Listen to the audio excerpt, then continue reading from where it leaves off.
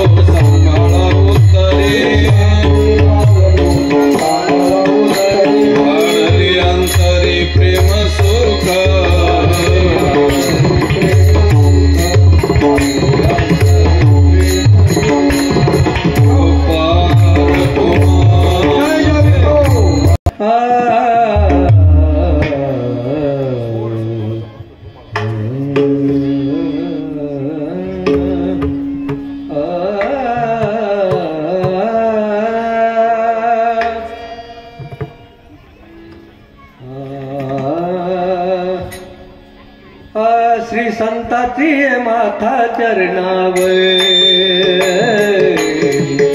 श्री संताची माथा चरणावर, माथा चरणावर,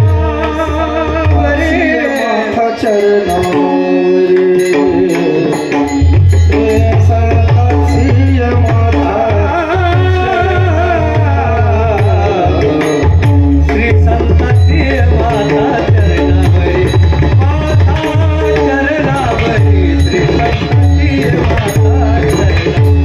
चरणावरी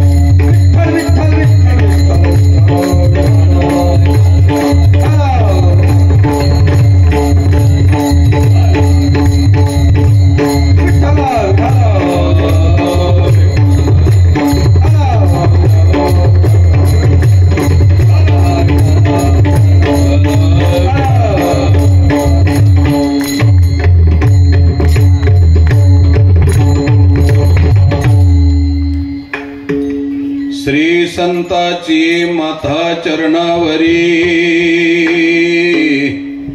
श्री संताची माथा चरणावरी, साष्टांग हे करी दंडवत विश्रांती पावलो, सांभाळा उत्तरी वाढले अंतरी प्रेम सुख, डौरली हे काया कृपेच्या उरसे, डौरली हे काया कृपेच्या ओरसे नोहे अनारिसे उद्धरलो विश्रांती पावलो सांभाळा उत्तरी वाढले अंतरी प्रेम सुख तुका म्हणे मज न घडता सेवा तुका म्हणे मज न घडता सेवा पूर्व पुण्य ठेवा ओढवला विश्रांती पावलो सांभाळा उत्तरी वाढले अंतरी प्रेम सुख विठ्ठल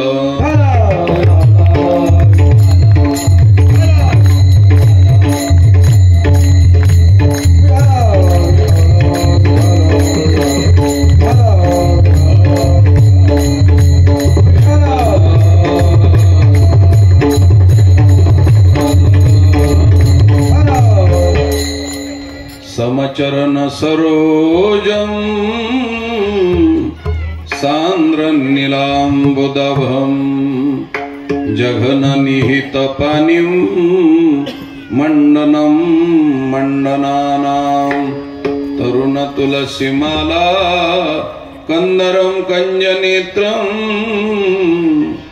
सदै धवलहसं विठ्ठलं चिंतयामि पांडुरंगा करू प्रथम नमन दुसरे चरण संताचिया नमो ज्ञानेश्वरा नमो ज्ञानेश्वरा निवृत्ती उदार सोपान देवा मुक्ताबाई नमो त्रिभुवनी पावनी आद्यत्रय जननी देवाचिया थोडासा आवाज कडक करा प्रबल दे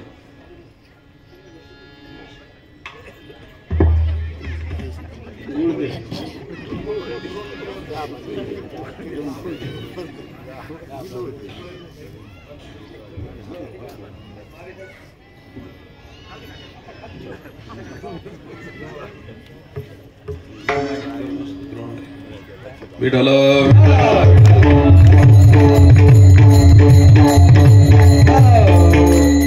प्रस्तुत प्राप्त प्रसंगी थोडा आवाज वाढवा. भगवान श्री वागेश्वराच्या पदकमलावरती ही वाङ्मयीन सेवा समर्पित करण्यासाठी कीर्तनरूपी सेवेकरता निवडलेला अभंग जगद्गुरु संत श्रेष्ठ श्री तुकाराम महाराज यांचा असून संताच्या दर्शनाचं महत्व प्रतिपादन करणारा हा अभंग आहे. आपल्या शिवरात्र महोत्सवाच्या माध्यमातून परिसराचं ग्रामदैवत असलेले वागेश्वर भगवान सिद्धेश्वर भगवंताच्या पंचक्रोशीमध्ये आळंदीच्या परिसरामध्ये जी काही शंकराची मंदिरं आहेत ज्ञानोबारायच्या समाधी उत्सवाच्या माध्यमातून या दैवतानं खूप मोठी शोभा वाढवलेली आहे. त्यामध्ये आपलं चरोलीचं वाघेश्वर भगवान परमात्म्याचं दैवत आहे. ज्ञानोबारायच्या सानिध्यामध्ये असलेलं सिद्धेश्वर भगवान परमात्म्याचं मंदिर ज्याचं वर्णन साधू संतांनी वर्णन केलेलं आहे. मिरविला बडिवार सिद्धाईचा आणि सिद्धेश्वर भगवंताच्या साक्षीनं पंढरपूरला ज्ञानोबारायची पालखी जाते. त्यावेळेस हे दक्षिणेला उत्तरेला पश्चिमेला पूर्वेला 8-10 मंदिरं शंकराची आहेत. ही पंचक्रोशीतली मंदिर आहेत आणि ही ज्ञानोबारायच्या समाधी सोहळ्यासाठी या ठिकाणी प्राप्त झालेली आहे. म्हणून वागेश्वर भगवंताचा आणि ज्ञानोबारायचा फार जवळचा संबंध आहे. म्हणून माऊलीला आशीर्वाद देण्यासाठी खऱ्या अर्थानं पाहिलं तर माऊली हे सिद्धेश्वर भगवान परमात्म्याचं आराध्य दैवत आहे. दोघंही एकमेकाची सेवा करणारे आहेत. कारण भगवान विष्णू परमात्म्याचा अवतार म्हणजे ज्ञानोबाराय आहेत आणि विष्णू परमात्मा म्हणजे शंकर भगवान परमात्म्याचं आराध्य दैवत आहे. आणि दुसरी गोष्ट, विष्णू परमात्म्याचं आराध्य दैवत म्हणजे शंकर परमात्मा आहे. असा दोन्हीचा समन्वय आहे. आमच्या नाथ महाराजांनी त्याचं वर्णन करताना वर्णन असं केलेलं आहे. एक एकाचे हृदय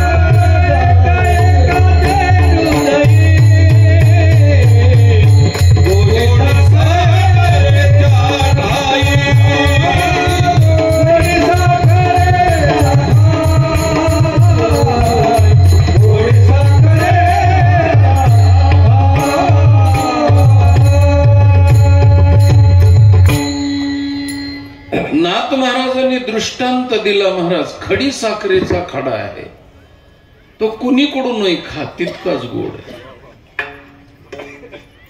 तितकाच गोड आहे, त्याच्यात कमी जास्त नाही. कुणीकडूनही खा, खालून खा, वरून खा, दक्षिणेकून खा, उत्तरेकून खा, पूर्वेकून खा, पश्चिमेकून खा, कुणीकडूनही खा.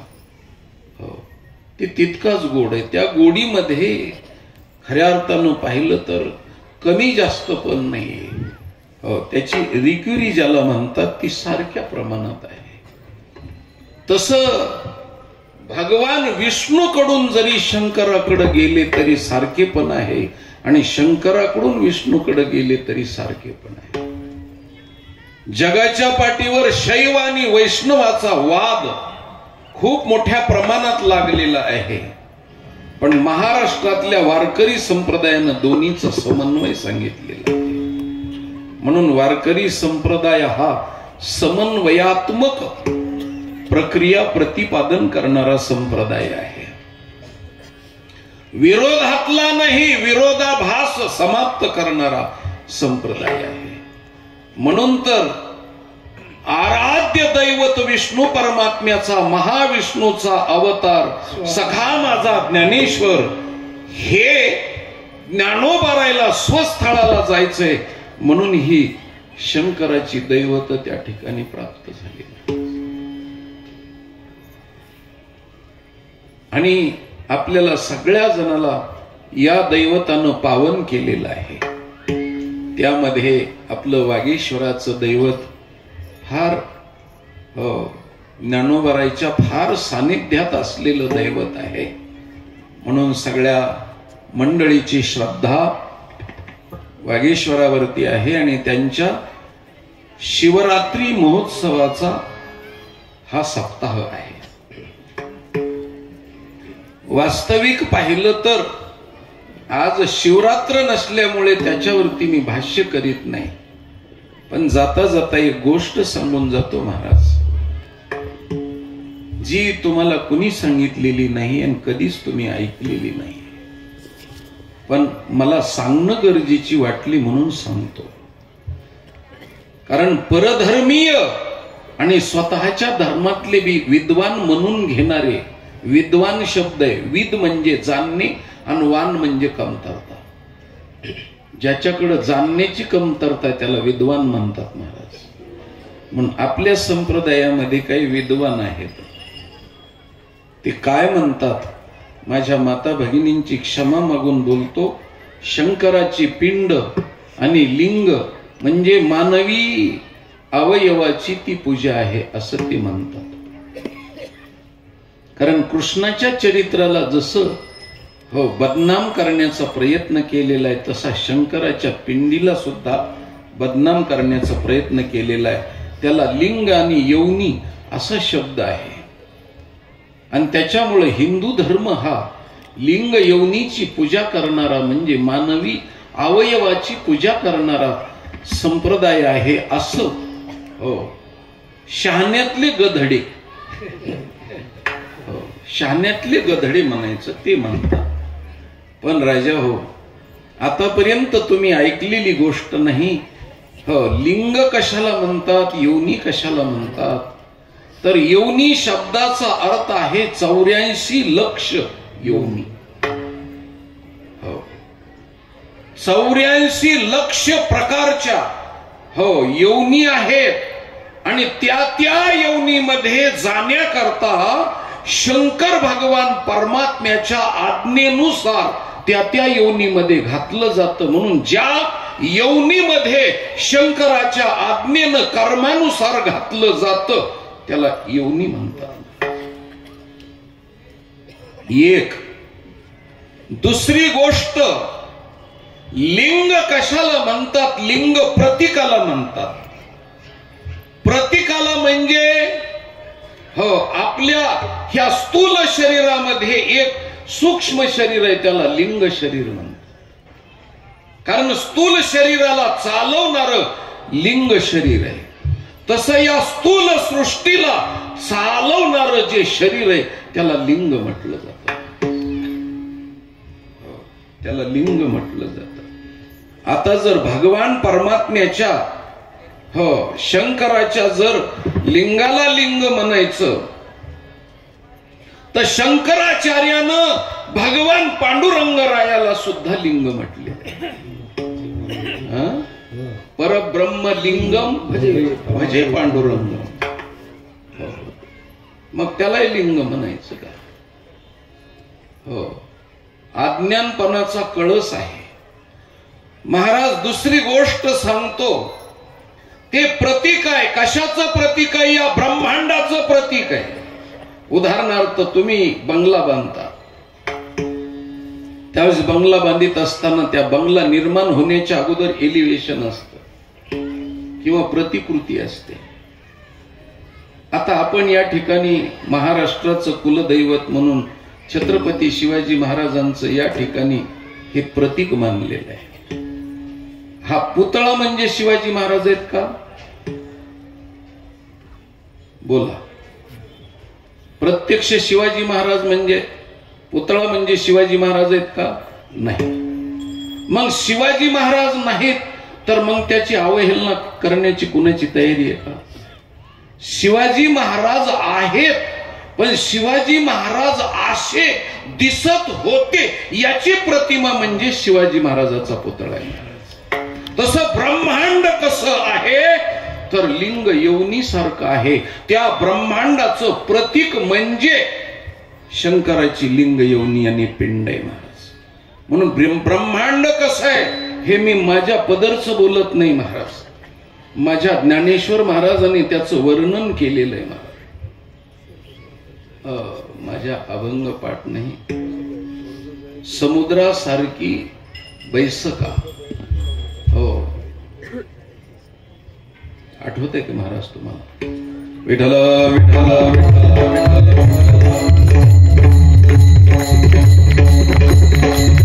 या ब्रह्मांडाचं संशोधन जर केलं तर शंकराच्या पिंडीसारखं म्हणून त्याची प्रतिकृती आहे. फोटो पाहुणे, मुलाला पाहुणे बघायला गेले मुलीचे वडील आणि आल्यानंतर मुलीच्या आईला फार उत्सुकता लागली आणि आईने विचारलं कस काय मुलगा? म्हणले तुला पाहायचंय का? म्हणले हो. ती सुटकेस इकडं आण. सुटकेस इकडं आण म्हणले बरोबर. ती म्हणली सुटकेस मध्ये आणला का काय? आपली छकुली 6 फुटाची आहे आणि त्याच्याशी लग्न सुटकेस मधल्या मुलाबरोबर कसं? आणतं खरं इकडं आणला. तिला वाटलं मध्ये सुटकेस मध्ये गच्च भरलेला असेल, उघडली तर मध्ये मोकळं. सांगितलं ते वरच्या कप्प्यात हात घाल म्हणले. अहो म्हणले असं काय तुम्हाला वेड लागलं, तो कसा काय त्याच्यात कसा काय, काढतं खरं. काढल्यानंतर एक पॉकेट निघालं, त्या पॉकेट मध्ये एक फोटो दाखवला. सांगितलं मुलगा असा आहे. मग मुलगा असा आहे तर आता फोटो बरोबर लग्न लावायचं का? नाही. मग फोटो म्हणजे मुलगा नाही का? फोटो म्हणजे मुलगा आहे, पण मुलगा म्हणजे हो फोटो नाही, आणि फोटो म्हणजे मुलगा नाही. फक्त दोन्हीचं प्रतीक आहे, असा तो आहे. तसं पिंड कशी आहे तर ब्रह्मांड कसं आहे, पिंडी सारखं आहे. हे त्याचा फोटो आहे महाराज, आणि त्याला लिंग योनी म्हटलं जातं. म्हणून वारकरी संप्रदाय आणि हिंदू धर्म आंधळा नाही, हो अज्ञानी नाही. हिंदू धर्माला समजून घेणारे अज्ञानी आहेत महाराज, समजून घेणारे अज्ञानी आहेत. त्याला काय केलं पाहिजे? शिव शब्दाची व्याख्या आहे. शिव म्हणजे कशाला म्हटलं जातं? शिव म्हणजे दोन गावाच्या मध्ये असते ती शिव असते. आता आळंदीची चरोलीची शिव आहे. आता चरोलीच्या माणसानं शिवेच्या पलीकडे जाऊन आळंदीमध्ये कारभार करायचा नाही, आणि आळंदीच्या लोकांनी चरोलीत येऊन मोठेपणा दाखवायचा नाही. दोघा जणांच्या मध्ये आहे ती शिव आहे. ही मर्यादा आहे, मर्यादा. हो, जरी इकडच्यानं बंगला तिकडे घेतला असला तरी सुद्धा गावचा गाव बळी असं म्हटलं जातं. तिथं इकडचा मोठा असला तरी तिथं गेल्यानंतर तो लहान आहे. तसं शिव शब्दाचा अर्थ ब्रह्म आणि मायेच्या मधली जी मर्यादा आहे त्याला पिंड आणि शिव म्हटलं जातं. त्यानंतर पुढची गोष्ट सांगतो तुम्हाला. कबड्डी खेळत येत होतो तू. कबड्डी इकडे एक पार्टी आणि तिकडे एक पार्टी असते, आणि दोन्ही पार्टीच्या मध्ये काय असते? शिव असते. आता तिकडचा कबड्डी म्हणत आल्याच्या नंतर इकडच्या हो गटामध्ये आल्यानंतर त्याच्या पायाला 6 जणांनी धरलं, पण त्यांनी 6 जणांना वडीत नेलं आणि शिवेला शिवलं. किसाही मेले महाराज, म्हणजे बाद झाले. फक्त त्यांनी शिवेला शिवलं की 6 जण बाद झाले. तसं हे 6 जण विकार आहेत. हे विकार आपले टंगडे वळतात आणि आपल्या पायाला चिटकलेले असतात. तुम्ही शिवाला शिवलं की त्यांची बात सामान्य अधिकाऱ्यांनी. वाचे वदता शिवनाम, वाचे वदता शिवनाम,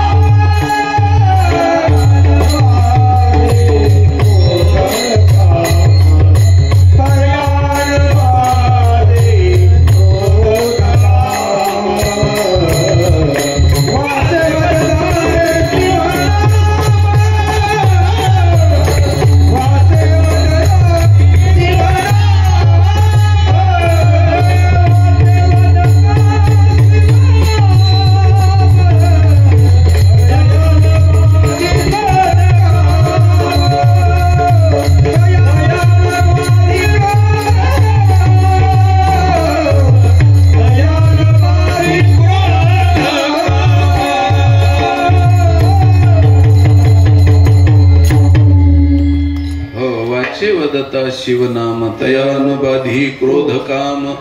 या न्यायानं शिवाला शिवणं म्हणजेच शिव. आणि जीव आणि शिव, दोन व्यवस्था आहेत महाराज सृष्टीच्या. आपण जीव आहोत आणि तो शिव आहे.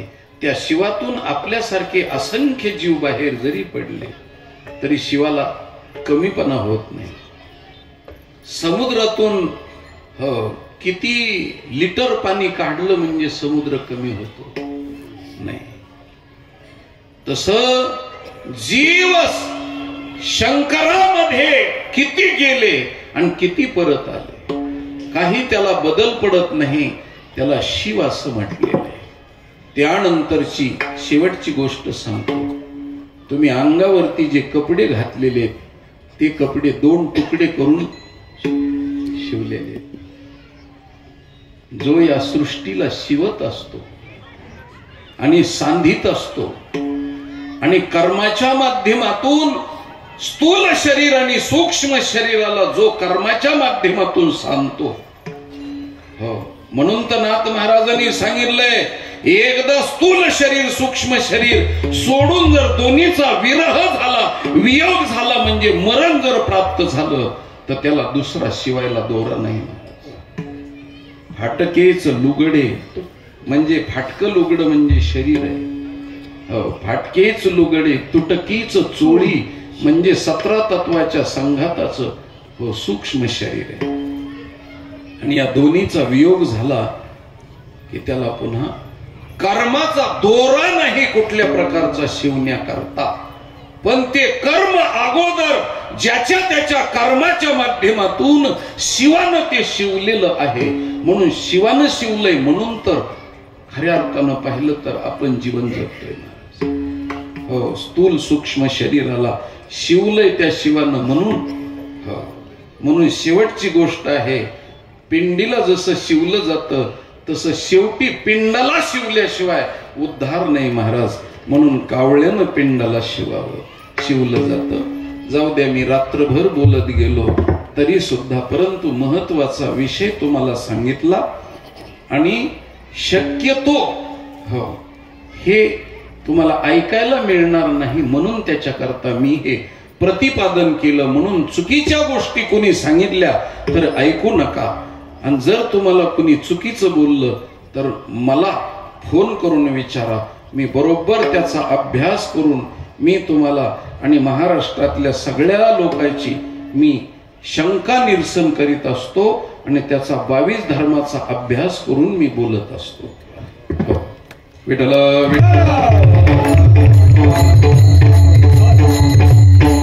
असो.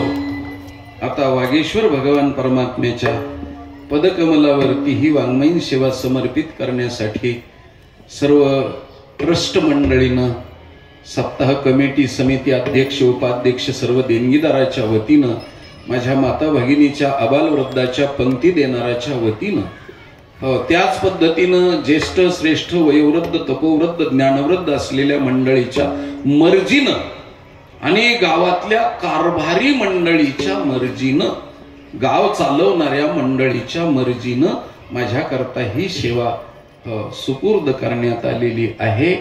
आणि ती सुपूर्द करीत असताना ज्यांनी वतीनं सौजन्य दिलेलं आहे ते हरिभक्तीपरायण पोपटराव महादेव पाठारे, अध्यक्ष वागेश्वर महाराज धर्मशाळा ट्रस्ट पंढरपूर आणि हरिभक्तीपरायण जगन्नाथ तुकारामजी काळजे यांच्या वतीनं ही सेवा आमच्या बापू गिलविले यांनी दिलेली आहे.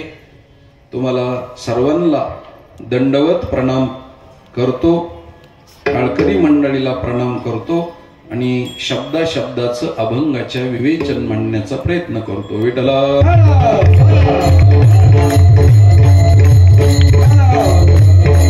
जगद्गुरु तुकाराम महाराजांनी आजचा अभंग जो सांगितलेला आहे महाराज, तो अभंग म्हणजे महाराष्ट्राला अप्रतिम अशी देणगी दिलेली.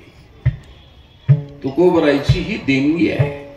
कोणती देणगी आहे तर त्यांनी सांगितलं, श्री संताची माथा चरणावरी, साष्टांग हे करी दंडवत.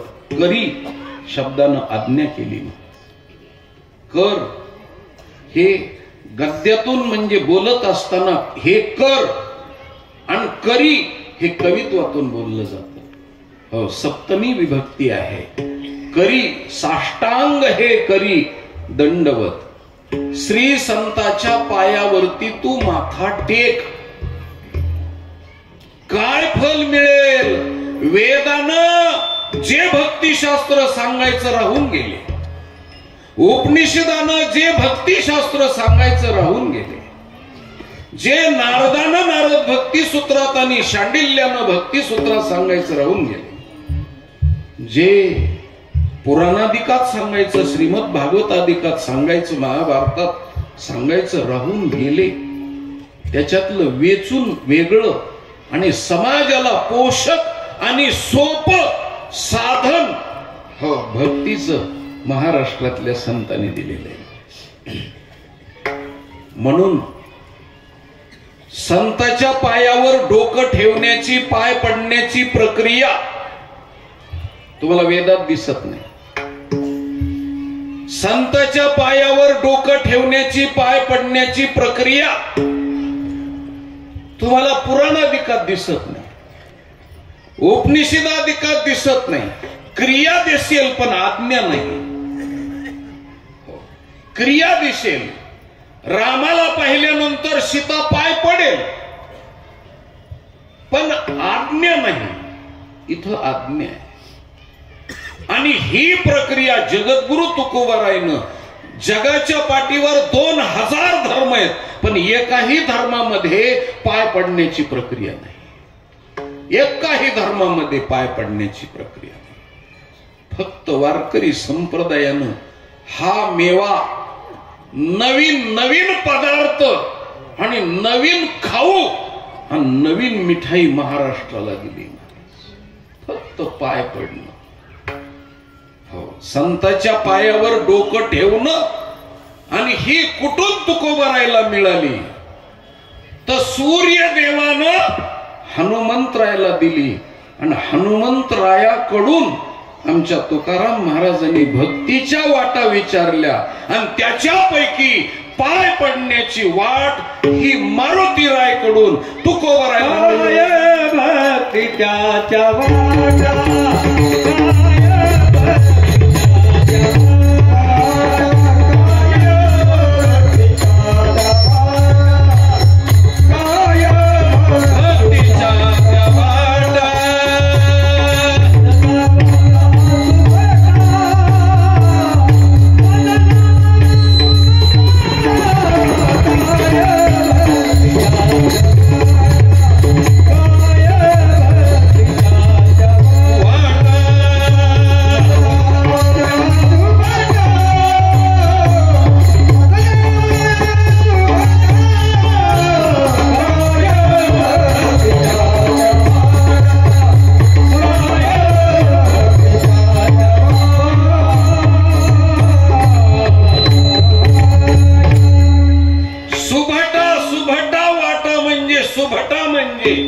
सिद्ध पुरुष ज्या मार्गाने गेले त्याला सुभटा वाट म्हटलं.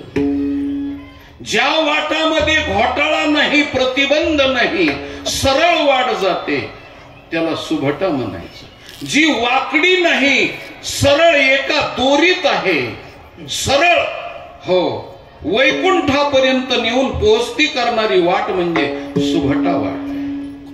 दुसरी गोष्ट, कष्ट न करता ज्या वाटानं जाता येतं त्याला सुभटा वाट म्हटलं. हो, सोपी वाट म्हणजे सुभटा. काही सायास करण्याची गरज नाही, इतकं सहज जाता येतं ती वाट. आणि पुन्हा रस्त्यानं धोके नाहीत, चोरा चिलटाचं भय नाही, आणि पुण्य वडून घेणारे स्वर्गासारखे नरकासारखे चोर रस्त्याला बसलेले नाहीत, अशी त्याला सुभटा वाट म्हणायचं. आता आपल्या शासनानं चंद्रावरती यान पाठवलं. ते पंतप्रधानाच्या किंवा मंत्रिमंडळाच्या उपयोगाचं नाही, त्यांच्या माध्यमातून शास्त्रज्ञानं पाठविलं ते भारत देशाच्या लोकांच्या उपयोगासाठी.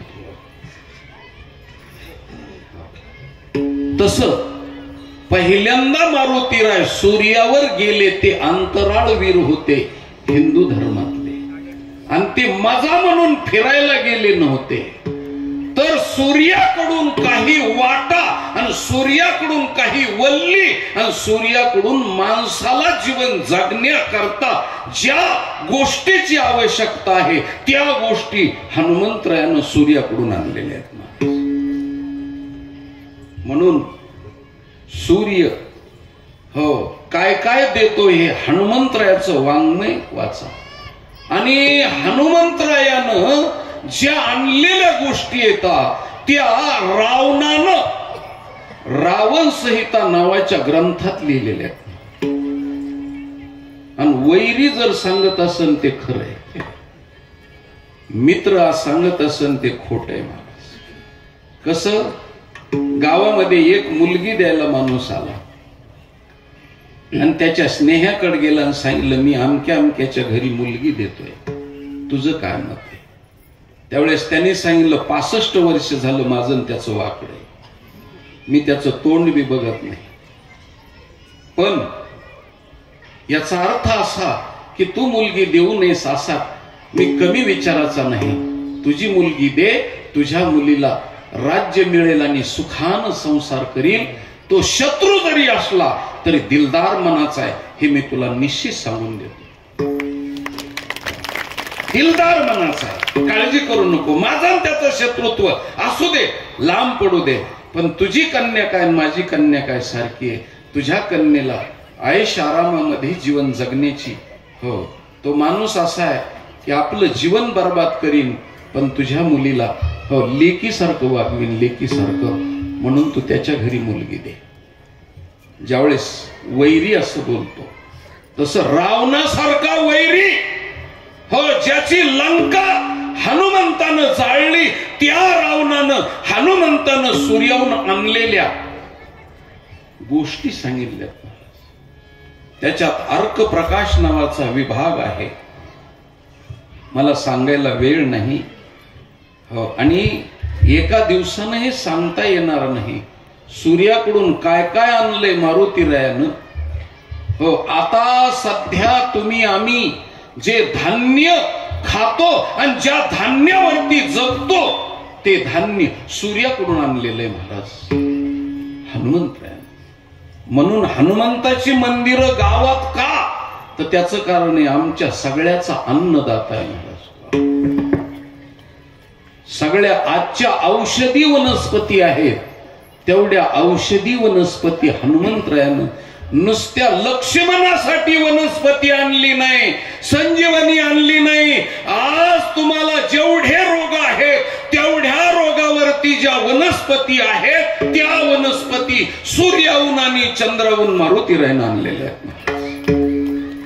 फक्त आम्हाला माग बघून हो वळून बघायला वेळ नाही, पण आम्हाला देणगी त्यांनी दिलेली. म्हणून अंतराळवीर वैज्ञानिक बुद्धिमताम वरिष्ठम असलेले मारुतीराय, त्या मारुतीरायला जगातल्या बुद्धिमान असलेल्या माझ्या महाराष्ट्रातल्या देहूगावच्या संतांनी वाटा विचारल्या आणि समाजाच्या उपयुक्त असलेल्या वाटा विचारल्या आणि सोप्या वाटा विचारल्या. त्याच्यापैकी हो एक भक्तीची वाट महाराष्ट्रामध्ये विस्तारित केली माझ्या तुकोबरायनं, आणि ती म्हणजे संताच्या पायावर डोकं ठेवण्याची वाट चोखाळून आणि अनुभवाला घेऊन सिद्ध असलेली वाट महाराष्ट्राला सांगितली.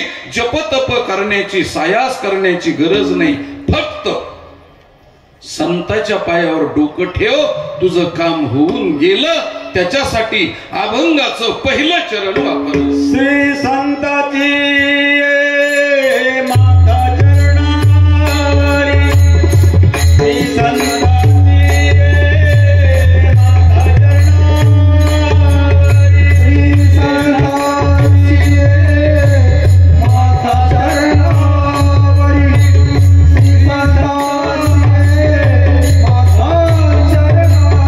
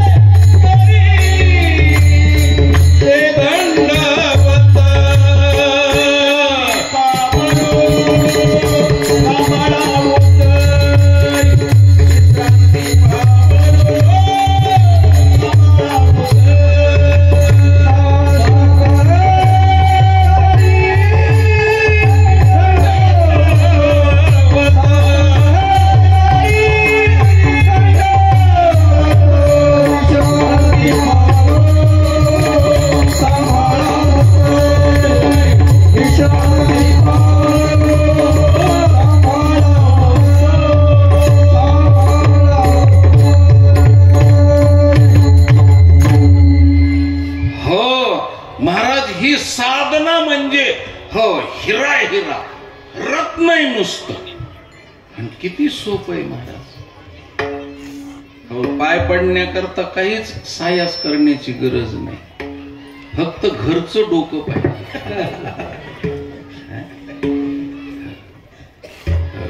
त्याला डोकं पाहिजे आणि तेही डोकं त्याच्याच मालकीचं पाहिजे. काही काही वेळेस माणसाकडे डोके पण त्या डोक्याची मालकी दुसऱ्याकडे असते. हो म्हणून स्वतःच्या मालकीकडे असलेलं डोकं त्यांनी संताच्या पायावरती ठेवा. सोपी प्रक्रिया, सायास करण्याची गरज नाही, लाखो हजारो वर्ष तप करण्याची गरज नाही. हो तीर्थयात्रेला दंडन करण्याची मुंडन करण्याची गरज नाही. अगदी हो पाय पडण्याकरता फक्त वाकावं लागतं.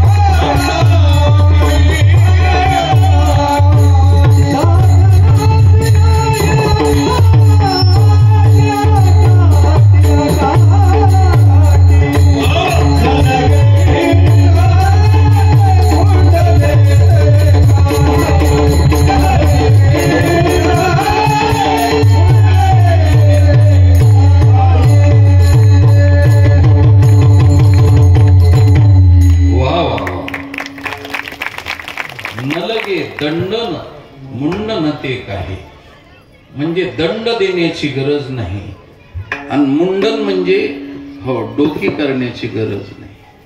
फक्त डोकं करायचं नाही, डोकं वापरायचं.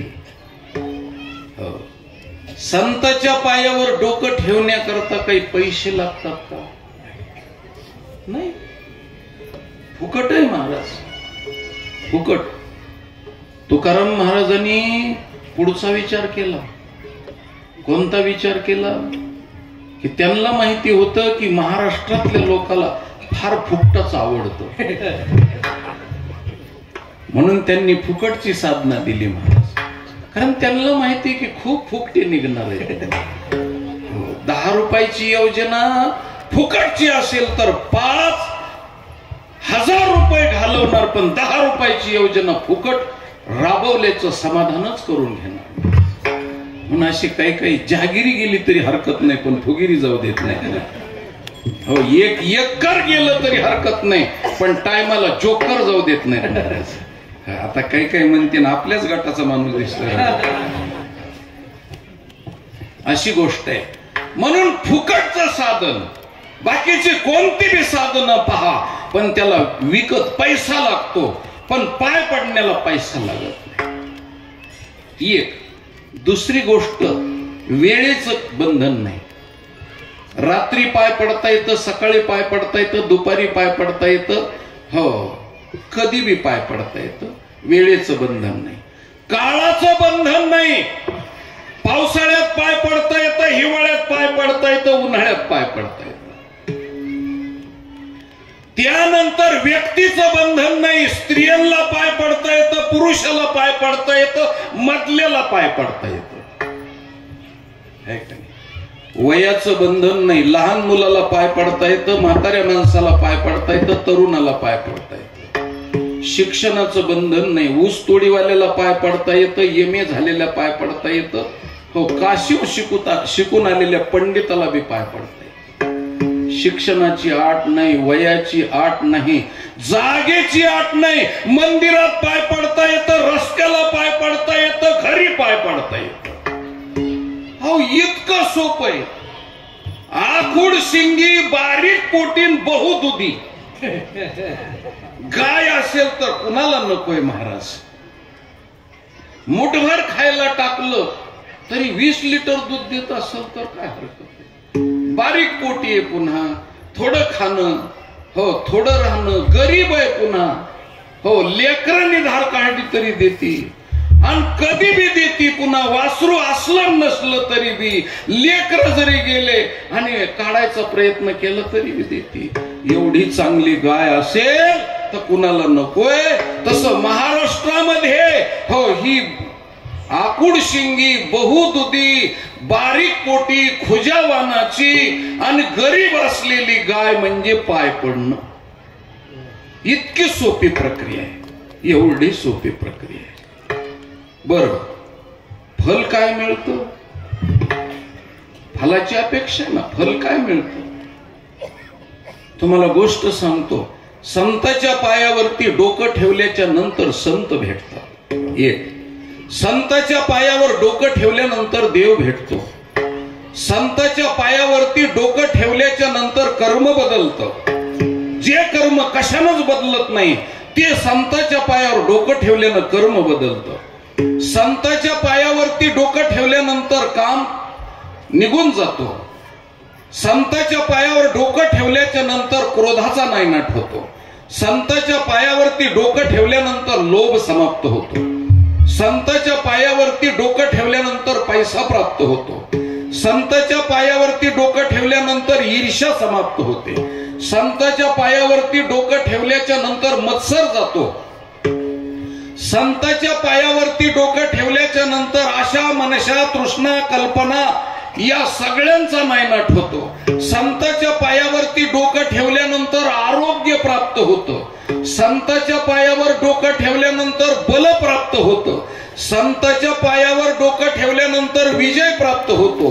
संताच्या पायावर डोकं ठेवल्यानंतर ज्ञान प्राप्त होतं. संताच्या पायावर डोकं ठेवल्यानंतर बुद्धी प्राप्त होते. संताच्या पायावर डोकं ठेवल्यानंतर विद्या प्राप्त होते. संताच्या पायावर डोकं ठेवल्यानंतर रिद्धी सिद्धी प्रसन्न होतात. संताच्या पायावर डोकं ठेवल्यानंतर मोक्ष प्राप्त होतो. संताच्या पायावर डोकं ठेवल्यानंतर वैकुंठाधिक वास प्राप्त होतो. संताच्या पायावरती डोकं ठेवल्याच्या नंतर मान मिळतो. संताच्या पायावरती डोकं ठेवल्याच्या नंतर राज्य मिळतं. संताच्या पायावरती डोकं ठेवल्यानंतर पद मिळतात. संताच्या पायावरती डोकं ठेवल्याच्या नंतर मरण समाप्त होतं. संताच्या पायावरती डोकं ठेवल्यानंतर आयुष्य प्राप्त होतं. आणि संताच्या पायावरती डोकं ठेवणाऱ्याच्या मनाच्या सगळ्या संकल्पना पुऱ्या होतात. आणि संताच्या पायावर डोकं ठेवल्याच्या नंतर समाज आपल्या पायावर डोकं ठेवित असतो. एवढे फळ आहेत महाराज संताच्या पायावर डोकं ठेवण्यामुळे. मला सांगा, आमच्या जगद्गुरु तुकाराम महाराजांनी किती सोपा मार्ग केला, किती सायास केले महाराज. हो, हनुमंतरायाची उपासना करून त्यांच्याकडून प्रसन्नता करून घेऊन हो हनुमंतरायाकडून ह्या वाटा आम्हाला सांगितल्या. हो, किती उपकार केले महाराज आमच्यावरती त्यांनी. हो, म्हणून त्यांच्या पायात आमच्या कातड्याचे जोडे करून घातले तरी उपकार भेटणार नाही. एवढे तुकोबराईने उपकार केले. स्वतःचा संसार नष्ट केला, पण जगाचा संसार उभं करण्याचं काम तुकोबराईने केलं महाराज. महाराष्ट्रामध्ये एवढी विभूती. हो, तुकिता तुलनेशी ब्रह्म तुकाशी आले, त्या तुकोबराईचा हा आजचा अबाधित स्वरूपाचा आणि फल हो निश्चितीने देणारा हो सिद्धांत तुकोबराईने सांगितला. विठ्ठल विठ्ठल.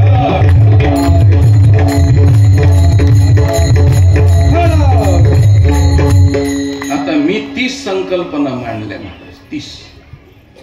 हो, आता या 30 संकल्पना म्हणजे एका संकल्पनेला एक तास. नशीब कुणाचं खुललं उजळलं त्याच्यासाठी 1 तास. मरण कुणाचं टळलं त्याच्यासाठी 1 तास. मेलेला माणूस कुणापासून संताच्या वतीनं दर्शन घेतल्यानंतर त्याला त्याचं मरण समाप्त झालं, कुणाचा काम नष्ट झाला संताच्या पायावर डोकं ठेवल्यानं, या सगळ्या गोष्टीचा बारकाव्यानं विचार केला तर 30 तास नुसते संताच्या पायावर डोकं ठेवण्याच्या प्रक्रिया सांगण्याकरता लागतील.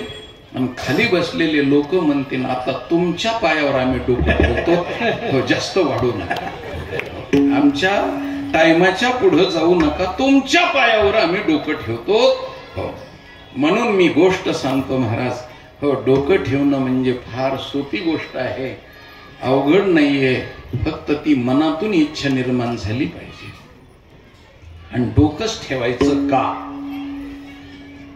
हात ठेवायचा नाही, पाय ठेवायचा नाही, संताच्या पायावर पाय ठेवायचा नाही, संताच्या पायावर हात ठेवायचा नाही.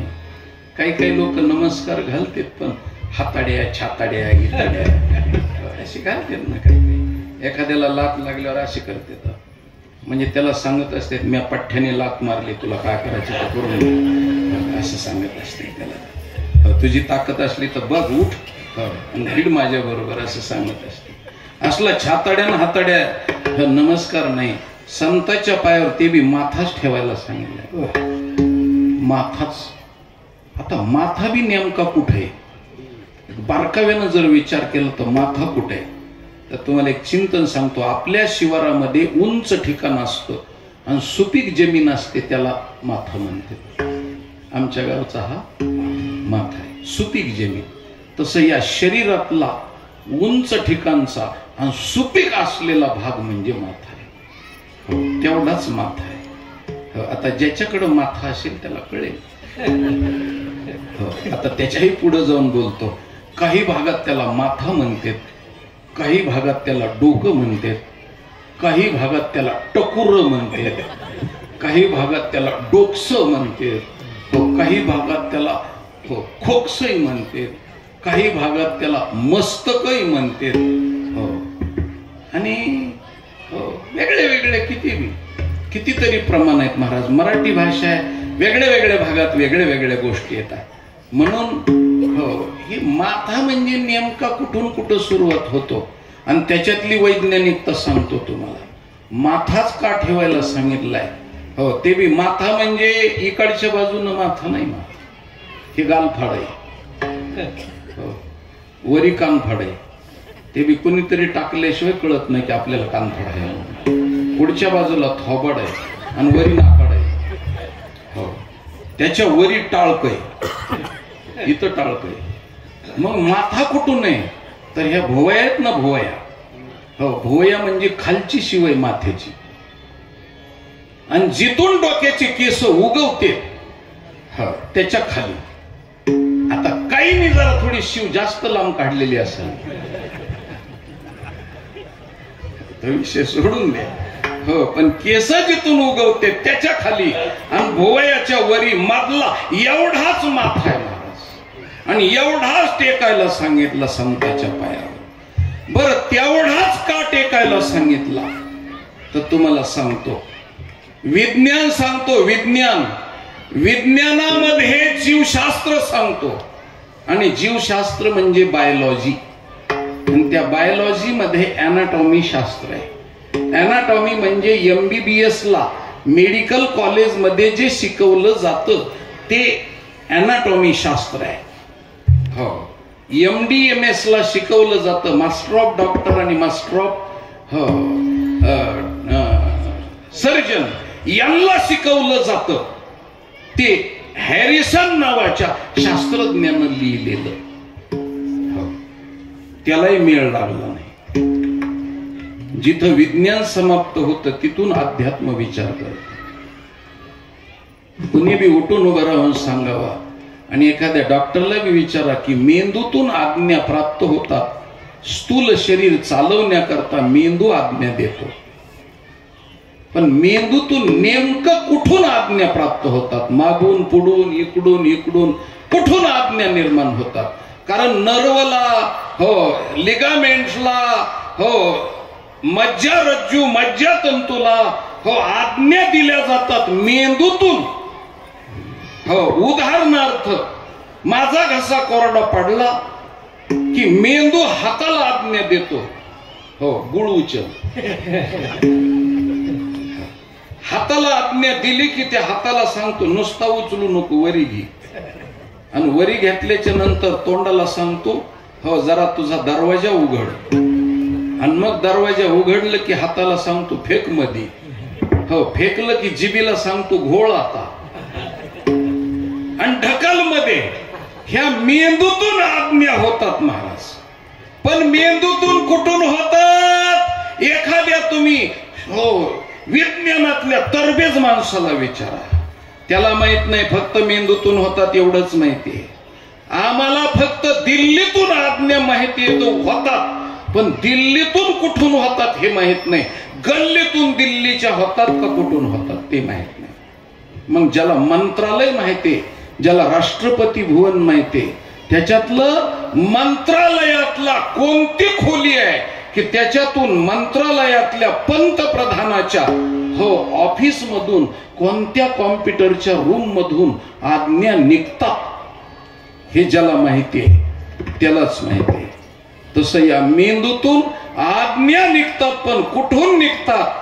तर या दोन भुवयाच्या मध्ये नाकाच्या वरच्या टोकाला इथं आज्ञाचक्र आहे महाराज,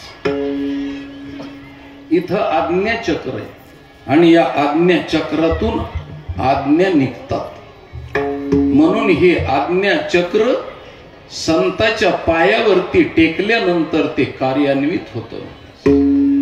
आज्ञाचक्र कार्यान्वित झालं की शरीराला अलौकिक आज्ञा प्राप्त होतात. इथं आज्ञाचक्र आहे, म्हणून संताचे दोन पायाचे दोन अंगठे म्हणजे धन आणि ऋण आहे, न्यूट्रल आणि फेस आहे, आर्थिक आणि लाईट आहे. आणि त्याला आमचं डोकं लागलं की या वारकऱ्याचा गंध उभा असतो, उभा, त्या उभ्या गंधाला पोस्टमार्टम केल्यानंतर तुम्ही डोक्याचं विच्छेदन केल्यानंतर केसापेक्षा बारीक दोन शिरा येतात, आणि त्या शिरा म्हणजे वायर आहेत, आणि त्यांचे दोन अंगठे म्हणजे प्लग आहे, पिन आहे, आणि त्या वायराला स्पर्श झाला की महाराज कार्यान्वित होत आज्ञाचक्र, आणि बुद्धिमत्ता प्राप्त होऊन जगावरती राज्य करण्याची ताकद निर्माण होते. कारण हजारो मेगावॅटची शक्ती त्यांच्या पायात असते संताच्या. म्हणून संत पायी माथा ठेविता सद्भावे, संत पायी ठेविता सद्भावे,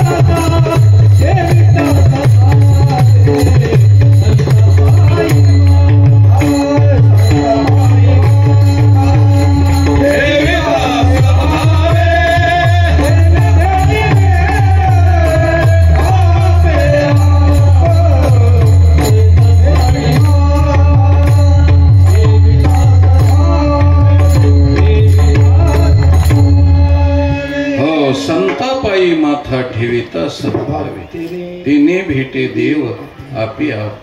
म्हणून संताचं हो भजन करावं, त्यांच्या भक्तीला लागावं महाराज.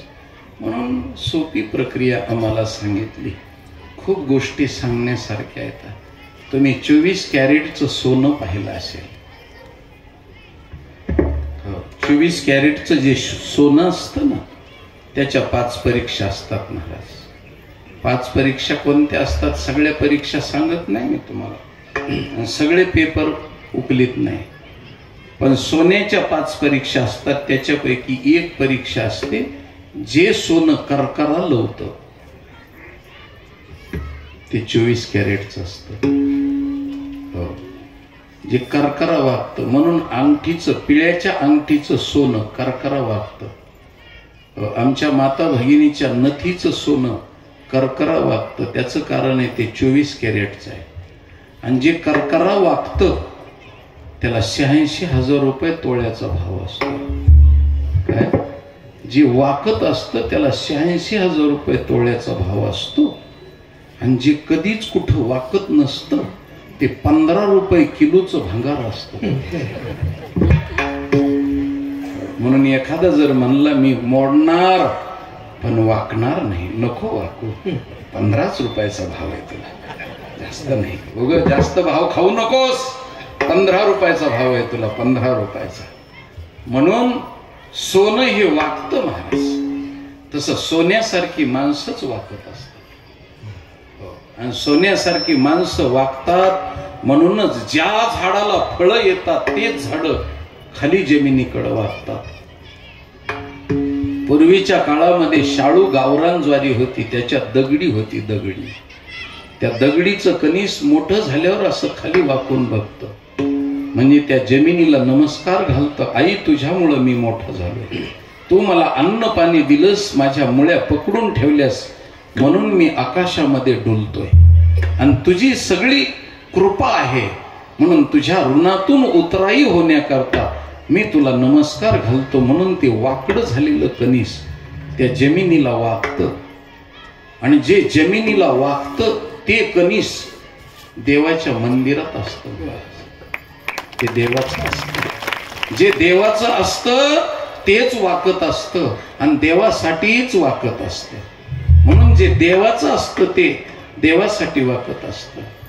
हो, आणि गावरान असतं म्हणून वाकत असतं. पण आता हायब्रिड निघालेलं 500 एकरचा प्लॉट घ्या, पण त्याच्यातलं ईदभर वाढलेलं धान सुद्धा वाकत नाही.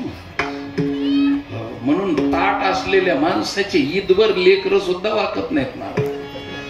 आणि मग त्याला हायब्रिड म्हणावं लागत, त्याला गावरान म्हणायचं नाहीये. म्हणून वाकणं हा स्वभाव आहे. महापुरे झाडे जाती तेथे लव्हाळे वाचती, नम्र झाला भूता.